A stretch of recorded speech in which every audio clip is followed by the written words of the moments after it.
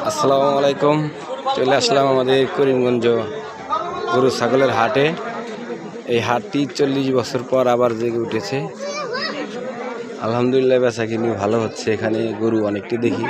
এখানে আমাদের চেয়ারম্যানও দেখতেছি গরু হয়তো দাম করবে, কুরবানির গরু কিনবে, হয়তো ভিডিও ফোনে কাউকে দেখাচ্ছে। এই যে গরু হয়তো কাউকে দেখাচ্ছে চেয়ারম্যান সাহেব।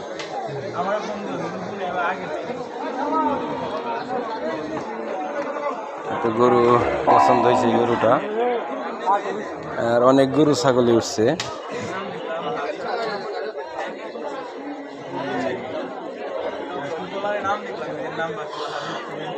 অনেক আজকে শুক্রবার যে গরু ছাগলের হাটে এত গরু উঠবে আর কল্পনাও করিনি।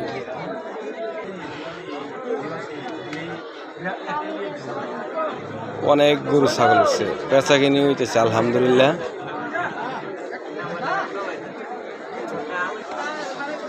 চেয়ারম্যান সাহেব হয়তো গরু কিনবে, হাটে হাঁটতেছে এবং গরু দেখতেছে।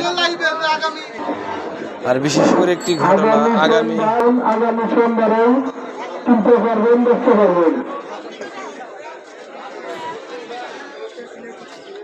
গরু হয়তো সম্ভবত দাম হয়ে গেছে।